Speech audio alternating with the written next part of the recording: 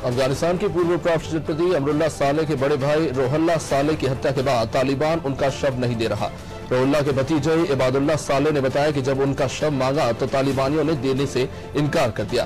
तालिबान ने कहा है कि हम उसे दफनाने नहीं देंगे, उसका शरीर सड़ जाना चाहिए।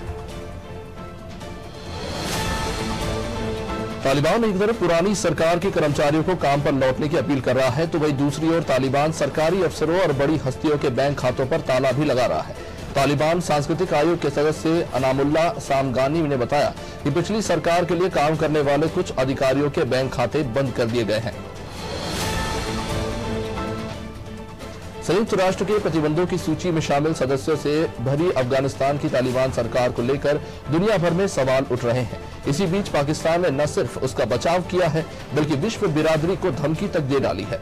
पाकिस्तान के शीर्ष सदस्यों ने तालिबान सरकार की जमकर पैरोकारी की है।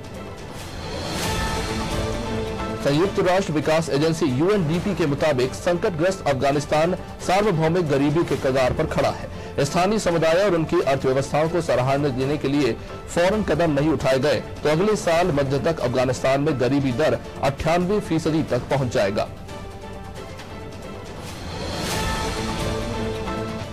अफगानिस्तान में तालिबानी शासन कायम करने में पाकिस्तान का हाथ होने का बड़ा सबूत सामने आया है। जानकारी के मुताबिक देश में गठित नई सरकार में उप प्रधानमंत्री मुल्ला अब्दुल गनी बरादर की पाकिस्तानी पासपोर्ट और पहचान पत्र सामने आए हैं। इससे स्पष्ट है कि अफगानिस्तान में तालिबान के संपूर्ण कब्जा करने के पीछे पाकिस्तानी ISI का हाथ है। अफगानिस्तान में तालिबान को सत्ता पर काबिज कराने के बाद पाकिस्तान अब उसके जरिए अपने आर्थिक हित साधने में जुटे गए हैं। पाकिस्तान अब अफगानिस्तान के साथ अपना व्यापार बढ़ाएगा और उसमें अपनी मुद्रा रुपए के रूप में इस्तेमाल करेगा।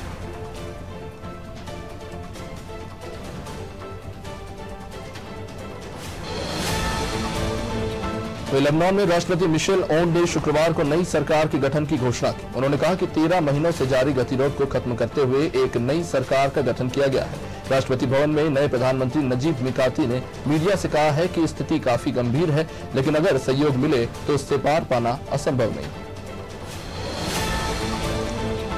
9/11 की हमले की 20वीं बरसी पर संयुक्त राष्ट्र सुरक्षा परिषद के सदस्यों ने कहा है कि वो आतंकवाद को रोकने और खत्म करने के लिए आज भी उसी प्रण के साथ एकजुट है जितना 2 दशक पहले थे। 15 सदस्यीय देशी वाले सुरक्षा परिषद ने 9/11 हमले को याद किया और आतंकवाद की जमकर निंदा की। दक्षिण पूर्वी जियांगशी प्रांत की एक स्थानीय अदालत ने कथित तौर पर कई डकैतियों, अपहरणों और 7 लोगों की हत्या में शामिल एक चीनी महिला लाओ रोंगजी को मौत की सजा सुनाई है। कोर्ट ने सजा के ऐलान के साथ ही लाओ से उसकी राजनीतिक भी आधार छीनने के लिए और उसकी सारी निजी संपत्ति जब्त करने का आदेश दिया। पुर्तगाल के पूर्व राष्ट्रपति जॉर्ज सेम्पियो का 81 वर्ष की उम्र में निधन हो गया। अपनी पीढ़ी की सबसे प्रमुख राजनीतिक शख्सियतों में से एक सेम्पियो 2 बार पुर्तगाल के राष्ट्रपति रहे थे। वर्तमान पुर्तगाली राष्ट्रपति मार्सेलो रेबेलो डी सूजा ने शुक्रवार को सेम्पियो की मौत की घोषणा की। अमेरिका के राष्ट्रपति जो बाइडेन ने शुक्रवार को चीन के राष्ट्रपति शी जिनपिंग से 7 महीने में पहली बार फोन पर बातचीत की। ये बातचीत 90 मिनट तक चली, जिस बातचीत के दौरान तमाम मुद्दे उठाए गए हैं, जिसमें से एक कोरोना वायरस की उत्पत्ति को लेकर जांच पर भी चर्चा हुई।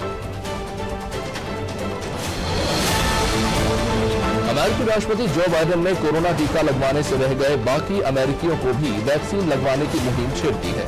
इनकार कर रहे कर्मचारियों पर कई तरह की सख्तियां भी लगाई गई है। बिना उचित कारण टीकाकरण से इनकार पर बर्खास्तगी जैसे सख्त प्रावधान किए जा रहे हैं।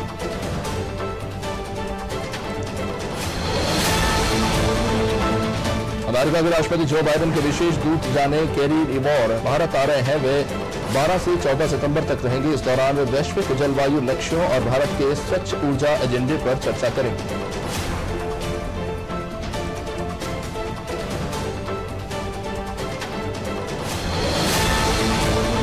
सर्च इंजन के तौर पर सबसे पुराने प्लेटफॉर्म याहू ने अपने नए मुख्य कार्यकारी अधिकारी के नाम की घोषणा शुक्रवार को कर दी।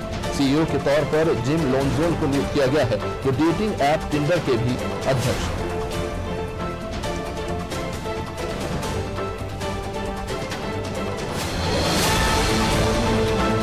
कच्चे तेल की कीमत शुक्रवार को बढ़कर $73 प्रति बैरल पहुंच गई है। तेल की बढ़ती कीमतों के पीछे अमेरिका में ईडा तूफान की वजह से आपूर्ति में कमी के साथ ही अमेरिका और चीन के बीच तनाव कम करने को लेकर हुई बातचीत का भी असर माना जा रहा है।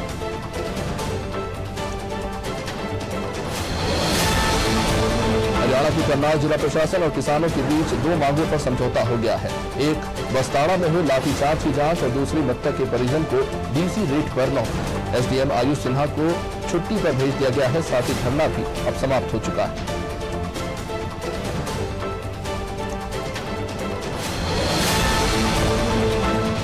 प्रधानमंत्री नरेंद्र मोदी ने शनिवार को अहमदाबाद में सरदार धाम भवन का उद्घाटन किया। ये भवन प्रतियोगी परीक्षाओं की तैयारी करने वाले ग्रामीण इलाकों की लड़कियों और लड़कों को छात्रावास की सुविधा मुहैया करवाएगा। पाटीदार समाज की ओर से विकसित इस कॉम्प्लेक्स में स्टूडेंट्स को उचित दर पर ट्रेनिंग, बोर्डिंग और रहने की सुविधा मिलेगी। पंजाब में कॉन्ट्रैक्ट कर्मचारी की हड़ताल की वजह से 6वें दिन भी सरकारी बसों का चक्का जाम रहा। हालांकि बस स्टैंड खुला रहेगा। जिन सवारियों को प्राइवेट बसों से कहीं जाना है वो बस स्टैंड से बसों में सवार हो सकते हैं। कॉन्ट्रैक्ट कर्मचारी अपने डिपो के बाहर प्रदर्शन करेंगे।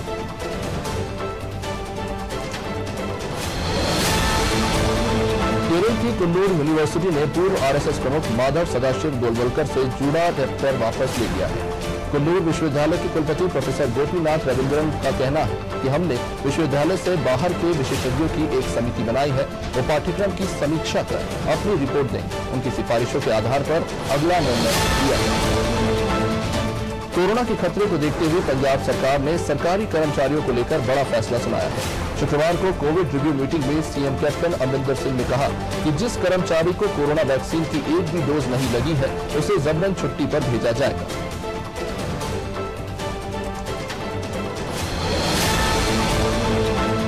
दिल्ली में इस साल भले ही मानसून की देर से दस्तक हुई हो, लेकिन इसने 18 साल का रिकॉर्ड तोड़ दिया।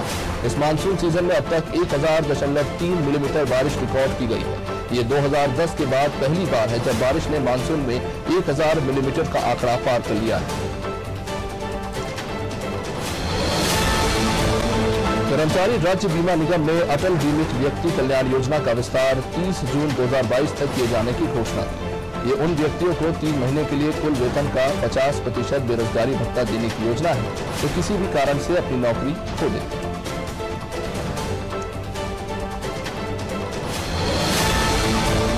अंडमान और निकोबार द्वीप समूह में भूकंप के झटके महसूस किए जा रहे हैं। नेशनल सेंटर फॉर सिस्मोलॉजी के मुताबिक अंडमान और निकोबार में डिगलीपुर से 137 किलोमीटर उत्तर में ये भूकंप के झटके महसूस किए गए।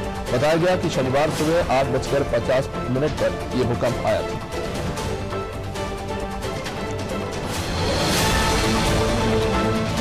आयकर विभाग ने पंजाब में 3 प्रमुख आढ़ती समूह के ठिकानों पर छापे मारकर करोड़ रुपए की कर चोरी का पता लगाया है। तलाशी के दौरान व्यापार से जुड़े बेनामी रसीदों को छिपाने और खर्चों को बढ़ा चढ़ाकर दिखाते हुए की जा रही कर चोरी के सबूत मिले।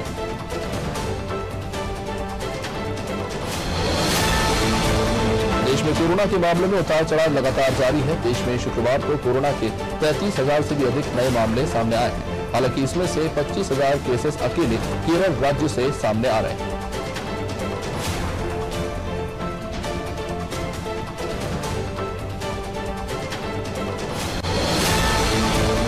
जगदलपुर के विधायक, सांसद सहित अधिकारियों ने हीराखंड एक्सप्रेस को हरी झंडी दिखाकर रवाना किया। इस खास अवसर पर सांसद ने कहा कि संसद में आवाज गूंजने का परिणाम है कि हमें ये सुविधाएं मिल पा रही हैं। वहीं विधायक ने बताया कि बस्तर से लामनी और केशलूर में रेलवे ओवरब्रिज के निर्माण की मांग भी की गई। रायपुर के मरीन ड्राइव से सुपोषित छत्तीसगढ़ के संकल्प में विशाल साइकिल रैली निकाली गई। ये रैली महिला एवं बाल विकास मंत्री अनिला भेड़िया के नेतृत्व में हुई। रैली का उद्देश्य छत्तीसगढ़ को कुपोषण मुक्त बनाने का है, जिसमें सभी का सहयोग जरूरी है।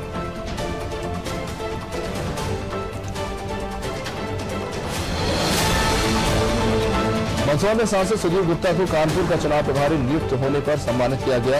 इस मौके पर विधायक देवीलाल ठाकर, कार्य समिति सदस्य मुकेश काला समेत भाजपा के कई नेता मौजूद रहे। इस दौरान सांसद गुप्ता का सभी ने साफा बांधकर शॉल श्रीफल भेंट करके स्वागत किया।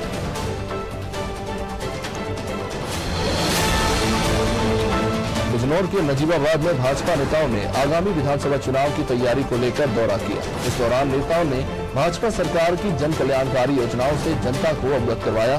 साथ ही जनता से भाजपा के पक्ष में मतदान करने की अपील की।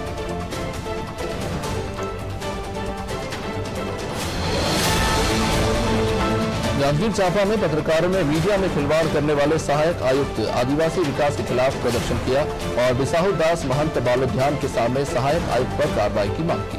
दरअसल पत्रकारों के अनुसार सहायक आयुक्त ने छत्तीसगढ़ एक्सप्रेस में अवैध रूप से 30 लाख के फर्जी टेंडर का समाचार प्रकाशित कर टेंडर प्रक्रिया गांव के एसडीएम कार्यालय में शांति समिति की बैठक का आयोजन किया गया, जिसमें सभी धर्मों के लोग उपस्थित रहे। बैठक में आगामी त्योहारों को देखते हुए कोविड गाइडलाइन का पालन करने की अपील की गई। इस दौरान एसडीएम विवेक एडी, एसडीओपी राजेश सिंह सहित कई अधिकारी मौजूद थे। अनूपपुर के कोलांचल क्षेत्र में पुलिस ने सूदखोरी के मामले में कार्रवाई। पुलिस ने अलग अलग टीमें बनाकर 1 दर्जन सूदखोरों के ठिकानों पर दबिश दी। यहां पुलिस ने 55 लाख रुपए सहित कई दस्तावेज जब्त किए। पुलिस ने 8 लोगों पर मामला दर्ज कर उन्हें गिरफ्तार किया। फिलहाल पुलिस कार्रवाई में जुटी हुई है।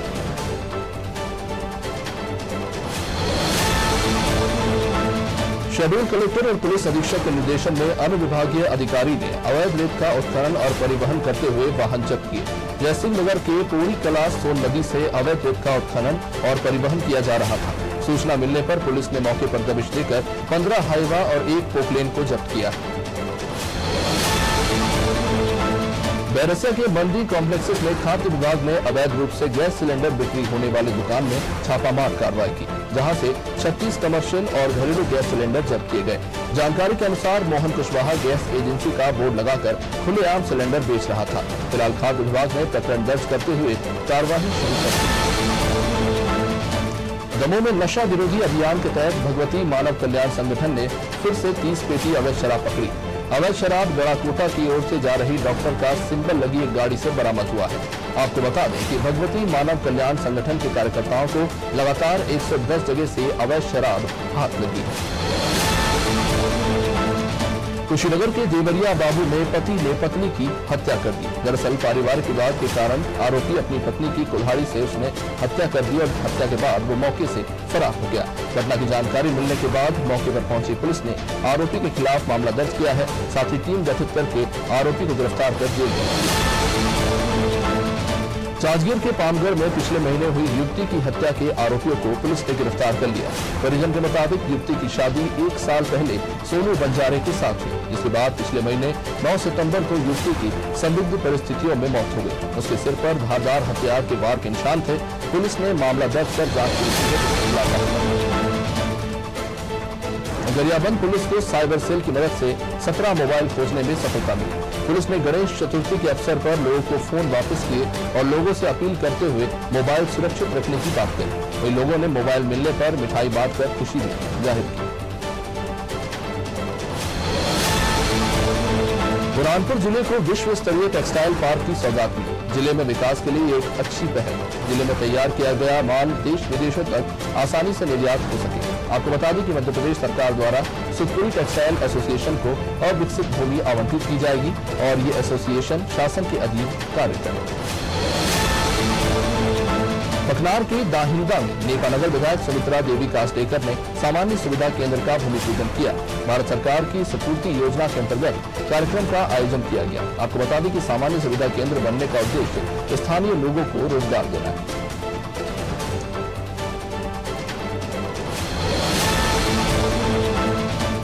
फातेगांव में कलेक्टर के निर्देश पर वैक्सीनेशन अभियान चलाया गया। जहां अनुविभागीय अधिकारी के मुताबिक पहली डोज में 100% वैक्सीनेशन कराने में अधिकारियों और कर्मचारियों को सफलता मिली। वही कलेक्टर शुक्ला ने फातेगांव अनुभाग को 100% टीकाकरण पर बधाई दी।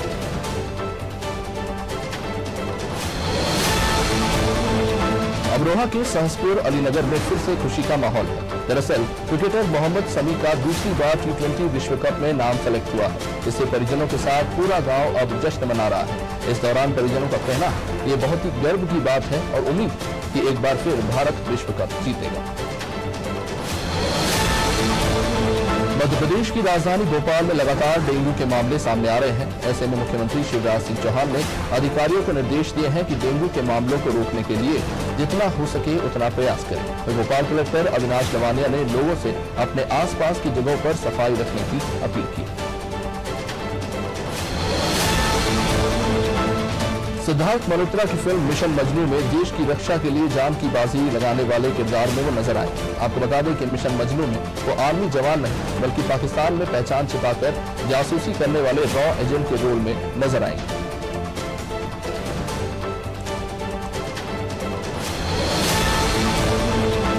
दक्षिण के सुपरस्टार रजनीकांत की आने वाली फिल्म अनाथे का मोशन पोस्टर जारी हो चुका है। रजनी के फैंस को उनका ये लुक जबरदस्त पसंद आ रहा है। इस मोशन पोस्टर में रजनीकांत एक क्रूजर बाइक पर धमाकेदार एंट्री के साथ नजर आ रहे हैं।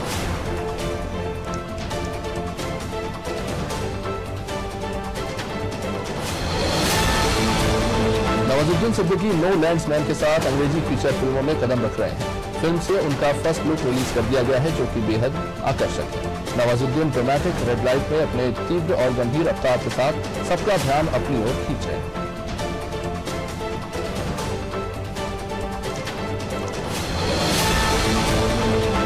पूर्व कप्तान महेंद्र सिंह धोनी को T20 विश्व कप के लिए भारतीय टीम का मार्गदर्शक बनाया गया है। इस नियुक्ति के खिलाफ भारतीय क्रिकेट बोर्ड की शीर्ष परिषद को एक शिकायत मिली है। इसमें यह कहा गया है कि धोनी की नियुक्ति हितों के टकराव से जुड़े नियमों का उल्लंघन है। नियम ये कहते हैं कि एक व्यक्ति 2 पदों पर काबिज नहीं हो सकता। 23 ग्रैंड स्लैम विजेता सेरेना विलियम्स और वर्ल्ड नंबर 1 एशले बार्टी की गैर मौजूदगी में यूएस ओपन के विमेन सिंगल्स में कनाडा की 19 साल की लैला फर्नांडिस और 18 साल की ब्रिटेन की एम्मा रादुकानु फाइनल में पहुंची। रादुकानु और फर्नांडिस 1965 के बाद किसी भी ग्रैंड स्लैम के मेंस और विमेन्स कैटेगरी के फाइनल में पहुंचने वाली गैर मान्यता प्राप्त खिलाड़ी। भारत और इंग्लैंड के बीच 5 टेस्ट मैचों की सीरीज का आखिरी मैच कोरोना की वजह से रद्द हो चुका है। आपको बता दें कि 2021 के सितंबर में बीसीसीआई ने कोरोना के बीच यूएई में आईपीएल का सफल आयोजन किया था, जिससे अन्य देशों को संदेश मिला कि बेहतर मैनेजमेंट और बायो बबल तैयार कर कोरोना के बीच क्रिकेट हो सकता है। इसके बाद भी 3 बार बायो बबल ब्रेक चुके हैं। वर्ल्ड नंबर 4 राजीव राम और सेलिब्रिटी की जोड़ी ने शुक्रवार को खेले गए फाइनल में लेकिन जेमी मरे और ब्राजील के ब्रूनो सॉरेस की जोड़ी को हरा। उनका ये दूसरा ग्रैंड स्लैम खिताब है। इससे पहले उन्होंने पिछले साल ऑस्ट्रेलियन ओपन पर भी कब्जा जमाया था और इस साल ये ऑस्ट्रेलियन ओपन की